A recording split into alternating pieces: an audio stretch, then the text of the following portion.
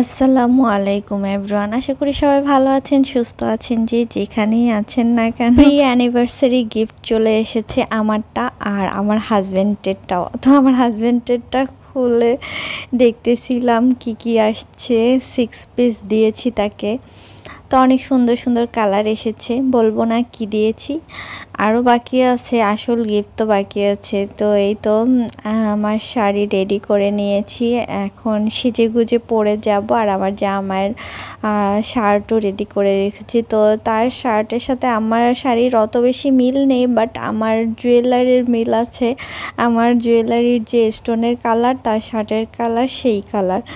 তো এইটা আমার ঈদের শাড়ি, কিন্তু আমি এখন পরতেছি, কোনো অকেশন ছিল না, পাচ্ছিলাম না, তাই পরা হয় নাই। প্রতি বছরই দেখা যায় যে অনেক গিফটের টাকা পাই, শ্বশুর বাবা দেয় বা আম্মু দেয়, অনেকেই দেয়।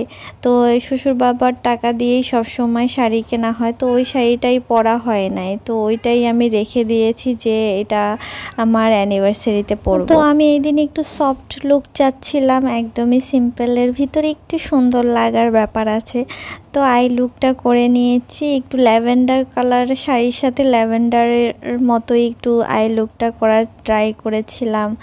একটা নোট ল্যাভেন্ডার টাইপের একটু ডার্ক টাইপেরই লিপস্টিক পরেছিলাম।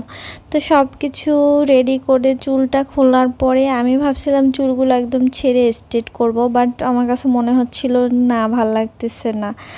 তো তারপরে আমার বোনের মেয়েটা বলল নিচ থেকে একটু কার্ল করে দিলে ভাল লাগবে, ওয়েভি ওয়েভি একটা লুক আসবে। তো বললাম আচ্ছা করো তো দেখি। তারপর দেখলাম না, ভালোই লাগতেছে নিচ থেকে। আর এই দিন এত গরম পড়তেছিল, মানে আমার সাজ, আমার চুল ঠুল সব কিছু যাই করতেছিলাম না কেন, সব কিছুই মনে হয় অসহ্য লাগতেছিল। আমি তো এখন আমার মাকে বলি যে কেন এই গরম বৃষ্টি একটা বাজে ওয়েদারে আমাকে বিয়ে দিয়েছো। মাশাআল্লাহ আমার আই লুকটা আমার অনেক পছন্দ হয়েছে। তো আমি এই জুতো নেব আর এই ব্যাগটা নেব, পার্স ছোট। তো এই সব কিছু কমপ্লিট, এখন চলে যাব। আমার হাজব্যান্ড আসতেছে, তো আমার বোনের মেয়েটাকেও নিয়ে যাব, কারণ আমার পার্সোনাল ক্যামেরাম্যান দরকার। তো এই জুতোটা এটার সাথে খুবই ভালো লাগতেছে। আর আমার শাড়ির সাথে না এই ধরনের শু টাইপের পরলে খুবই ভালো লাগে, আমার কাছে মনে হয় খুবই সুন্দর, এলিগেন্ট লাগে।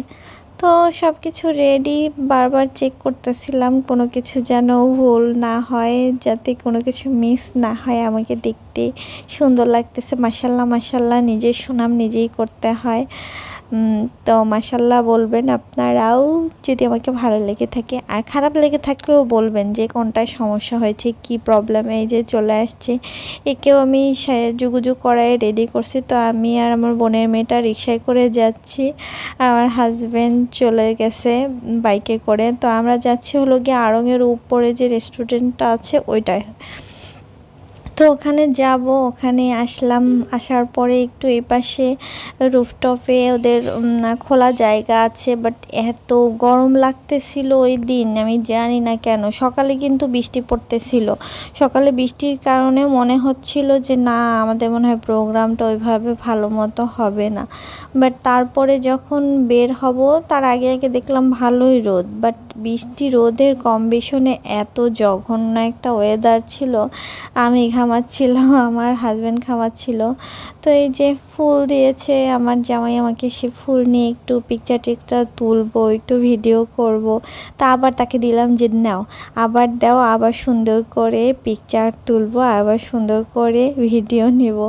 বাট সে এত অস্থির হচ্ছে, বাট আমরা লোকেশন খুঁজে পাচ্ছি না আশেপাশে। আমরা এমন টাইমে গিয়েছিলাম, আমি ভাবছিলাম যে ওই টাইমে মানুষ একটু কমই আসবে, বাট কোত্থেকে যেন দেখলাম ভালোই মানুষজন আসছে।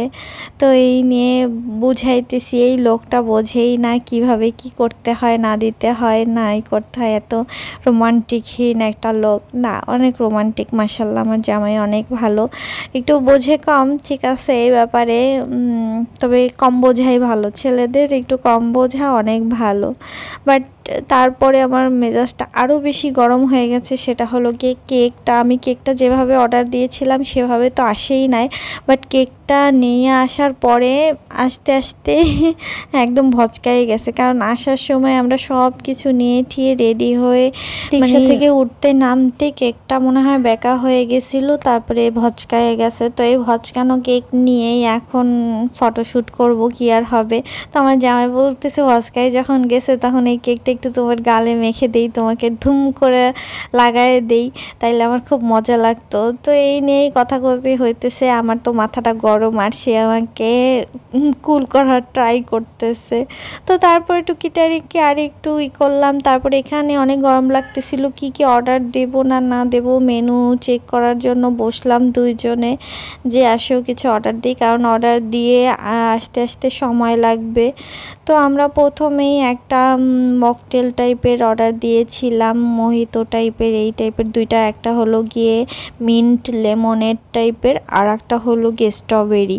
তো স্ট্রবেরিটা খুব মজা ছিল, মিন্টটাও খারাপ ছিল না, মোটামুটি ভালোই ছিল। দুইটা দুই রকম টেস্ট, বা যাদের তাদের ভালোই লাগবে। তো প্রথমে ভাবছিলাম ড্রিঙ্কসটা নিয়ে বাইরে যাবো, বাট ভিতরে এসে বসার পরে বাইরে আর যাওয়ার কারো এনার্জি ছিল না বা ইচ্ছাও ছিল না, কারণ বাইরে প্রচণ্ড গরম আর ভিতরে তো ঠান্ডা লাগতেছিল, ভালো লাগতেছিল। তো তারপরে আমরা আর একটা ফিশ স্যুপ অর্ডার দিয়েছিলাম, ক্লিয়ার ফিশ স্যুপ। আমার খুব ফিশ স্যুপ বা হলো গিয়ে একটু সি ফুড স্যুপ এই টাইপের ভাল লাগে। তো ফিশ স্যুপ টাইপের আমি কখনো ট্রাই করিনি, ভাবলাম যে ট্রাই করি। তো খারাপ না, একেবারে ভালোই, বাট ফিশটা যে কি ফিশ তাই বুঝতে পারতেছিলাম না। তো তারপরে আমরা 3টা প্ল্যাটার অর্ডার দিয়েছিলাম আর খাওয়া দাওয়া হয়ে গেছে। ওইটার একটা ফুটেজ নেওয়ার কথা ছিল, বাট মনে হয় ভুলে আমরা নেই নাই। তো মোটামুটি ভালোই ছিল খাবারটা, বাট বিল আসছে খুবই কম মানে আরেকজনের বিল আমাদের দিয়ে দিয়েছে, অন্য কেউ হলে ওই বিল দিয়েই টাটা বাই বাই করতো, বাট আমাদের দেখেই মনে হয়েছে এটা আমাদের বিল না।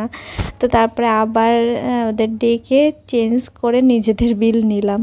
তো ওই সময় আমরা কেক টেক আর খাই নাই, বাসায় আসার পরে কেকটা করে খেয়ে আমার পুচকিটারে দিলাম। তো আজ এই পর্যন্ত, সবাই ভালো থাকেন, সুস্থ থাকেন, আমাদের জন্য দোয়া করেন। আল্লাহ হাফেজ।